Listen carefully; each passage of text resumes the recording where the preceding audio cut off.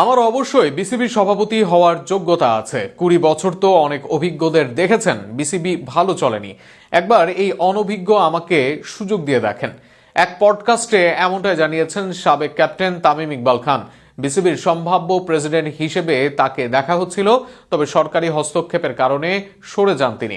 এবার আবারও গুঞ্জন, শীঘ্রই বিসিবি বস হতে যাচ্ছেন এই সাবেক ড্যাশিং ওপেনার। নিজেই জানিয়েছেন নিজের ইচ্ছের কথা। আরও থাকছে প্রতিবেদনে। বর্তমানে আন্তর্জাতিক ক্রিকেটে খুব বেশি দেখা না গেলেও ক্লাব ক্রিকেটের সংগঠক হিসেবে সক্রিয় রয়েছেন তামিম ইকবাল।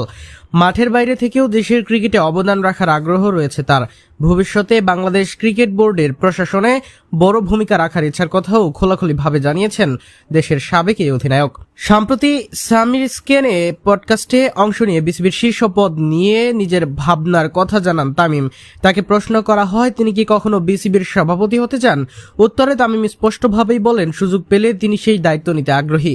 পরে বিসিবির সভাপতি হওয়ার মতো যোগ্যতা নিজের আছে কিনা এমন প্রশ্নের জবাবে তামিম বলেন, আমি মনে করি আছে, অবশ্যই মনে করি আছে। খেলা ছেড়ে সরাসরি প্রশাসনে আসার ইচ্ছার কারণ ব্যাখ্যা করতে গিয়ে তিনি বলেন, আমার সামর্থ্য রয়েছে। একজন সংগঠক হিসেবে আমার মনে হয় ক্রিকেটিং সার্কেলের সবার আইডিয়া আছে।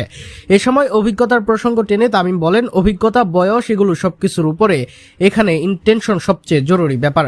একই সঙ্গে তিনি বর্তমান ও আগের ব্যবস্থাপনা নিয়েও প্রশ্ন তোলেন।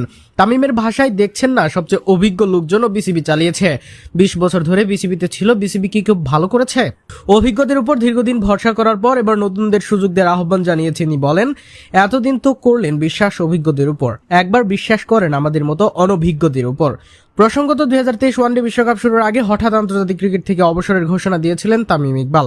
পরে অবশ্যই সেই সিদ্ধান্ত থেকে সরে এসে আবারও জাতীয় দলে ফেরেন এবং একটি ওয়ানডে ম্যাচও খেলেন তিনি। তবে শেষ পর্যন্ত নানা জটিলতার কারণে বিশ্বকাপের চূড়ান্ত দলে জায়গা হয়নি তার।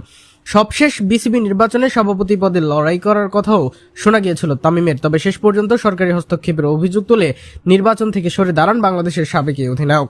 তার সঙ্গে সরে দাঁড়ান ঢাকার ক্লাব সংগঠকদের বড় একটি অংশ। তবে তাদের অভিযোগ আমলে নিয়ে সাম্প্রতিক সময়ে তদন্ত কমিটি গঠন করেছে এএনসি।